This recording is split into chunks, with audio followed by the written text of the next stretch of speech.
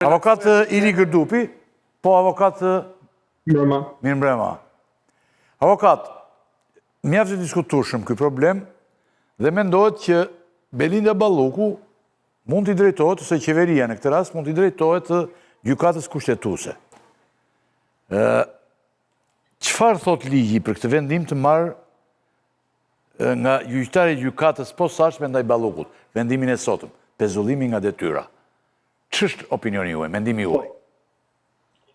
Sa i përket vendimit për pezullimin nga detyra, Neni 242 e Kodit Procedurave Penale parashikon ndalimi i ushtrimeve të funksionit publik nuk është mas sigurie, po është mas ndaluese. Mas ndaluese është ajo dhe një ndalim për veprim afariste. Në rastin konkret, Neni pika 2 e Neni 242 thotë që pezullimi për ushtrimin e detyrave publike nuk mund të jepet ndaj personave që janë zgjedhur sipas ligjit elektoral. Kodi i procedurave nuk e lidh me funksionin, pra me është organi zgjedhur apo është organi emëruar, por e lidh me personin. Dhe nëse personi është zgjedhur ose jo nga në ligjin zgjedhor. Në rastin konkret, zonja Balluku është edhe deputete, që është personi zgjedhur, është edhe zëvendës kryeministre dhe ministre për infrastrukturën dhe energjinë. Duke qenë që kjo lidhet me personin, dhe personi është ky objekti i zgjedhur. Këtu jemi gjithmonë në kundërshtrim të ligjit procedural penal. Statusi i deputetit, më falni të ndërhyj që ta bëjmë pak kështu, statusi i deputetit ka të përcaktuara rastet kur thotë s'ka rëndësi sepse këto detyra thot individi, po thot avokat. Po jo, pra një sekondë. Po më është diskutueshme pra. Por më kesh drejtë ti. Prokuroria Zotri. E ka rastet i ka specifike kur ndërhyn avokati kontroll banese, kontroll personi. To janë gjëra çik që mezi marrin vesh njerëz, po u mbi vendos. Pra, mos mbi vendosemi të dëgjojmë avokatin. Avokati tha një gjë të thjeshtë. Bëhet fjalë për individin Belinda Balluku. Jo për ndarjen deputete apo zëvendës kryeministre apo antare kryesisë Partisë Socialiste. Po nuk e ndan pra, po nuk ndahet thot avokati. Avokat vazhdo. Është e vështirë që gjykata të thotë që ti je pezulluar si kryeministre, po vazhdon të jesh në detyrë si deputete. Pezullimi për ushtrime funksione publike është një, dhe ti nuk lejohet të bësh asnjë ushtrim për funksione publike. Ndërkohë që pika 2 e Neni 242 thotë që kjo nuk mund të bëhet ndaj personave të zgjedhur. Sa kohë ajo ka cilësinë e një personi të zgjedhur sipas ligjit elektoral, sipas ligjit procedural, kjo nuk duhet zbatuar. Por për ta vendosur këtë, nëse është ky interpretim që unë po them këtu, zonja Balluku duhet të shkojë fillimisht në gjykatën apelit, gjykatën e posaçme. Tha dhe Denisi në apeli, po? Nëse gjykata e apelit mbajë të njëjtën qëndrim me gjykatën e shkallës parë, duhet ta çojë gjykatën e lartë, dhe pastaj mbas gjykatës së lartë ajo ka të drejtën për ta çuar gjykatën. Pra duhet kaloj këto dy shkallë thoni. Po, duhet i konsumoj shkallët, sepse shkallët gjyqësore. Ky është rasti vetëm kur për çështje individuale mund të shkohet në gjykatën kushtetuese. Nga ana e mazhorancës ka një mekanizëm tjetër që mund të ndiqet, që lidhet me marrjen e një opinioni për çështje të kompetencës. Po ky opinion nuk mund të jetë i zbatueshëm në rastin konkret. Pra, edhe nëse gjykata do marrë, gjykata kushtetuese e merr në shqyrtim dhe jep një vendim për këtë dhe thotë, po themi që sipas kushtetutës nuk mund të pezullohet një antar i Këshillit të Ministrave nga detyra, do duhet që po prap gjykata e posaçme kundër krimit të organizuar dhe korrupsionit të jetë ajo që ta revokojë masën. Nëse nuk ndjekim rrugtimin që ankimohet, shkon gjykata apelit rrezon ankimin, shkon gjykata e lartë rrezon rekursin dhe më pas bëhet ankimi në gjykatën kushtetuese. Ky ishte rrugtimi që është ndjekur dhe më përpara, por është marrë mas sigurie ndaj një tjetër antarit parlamentit, në të cilin të tre gjykatat e zakonshme, jurisdiksionit zakonshëm nuk ja pranuan kërkesën dhe ishte më pas gjykata kushtetuese që u shpreh në lidhje me kërkesën dhe mori një vendim në lidhje me masën e sigurisë ndaj rastit në fjalë.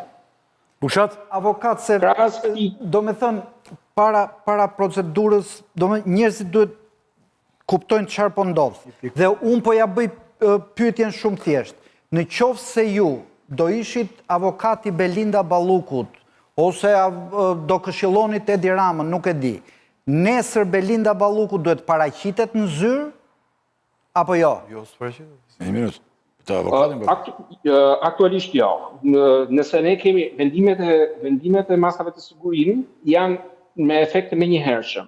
Dhe për sa kohë që nuk ka një vendim të një pra, s'duhet presi apelin për të mos hyrë në zyrë. Nesër nuk hyn dot në zyrë. Jo, ankimimi nuk e pezullon ekzekutimin e vendimit, por në të njëjtën kohë, pezullimi nuk e zhbën persone nga funksionet dhe detyrat publike.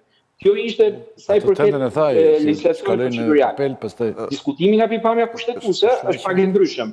Në rastin e diskutimit kushtetues, ne kemi të bëjmë me pjesën nëse imuniteti i deputetit, që parashikohet nga neni 73 i Kushtetutës, dhe neni 103 që flet për anëtarët e Këshillit të Ministrave, thotë që anëtarët e Këshillit të Ministrave kanë të njëjtin imunitet që gëzojnë deputetët.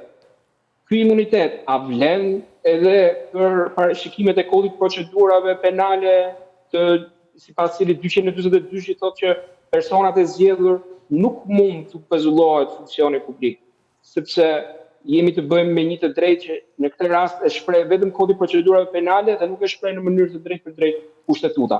Po kushtetuta thotë që anëtarët e Këshillit të Ministrave kanë të njëjtin imunitet siç do kishte deputeti, në cilin ne kemi shumë të qartë dhe kjo është shumë konkrete që deputetët nuk mund të pezullohet detyra, por debati juridik për momentin është nëse ky rregullim vlen në të njëjtën kohë edhe për anëtarët e Këshillit të Ministrave ex lege, sepse thotë neni 103 që anëtarët e Këshillit të Ministrave kanë të njëjtin imunitet, apo ne do duhet të bazohemi vetëm tek fakti që zonja Balluku është njëkohësisht deputete dhe ajo nuk mund të pezullohet, nuk mund të jepet kjo si mas, për faktin që ajo është një person i zgjedhur, sepse mbrojtja që ka, nëse do kemi një interpretim tekstual të artikullit 2 të neni 242, thotë personi i zgjedhur, pra ndaj personit nuk jepet dot masa.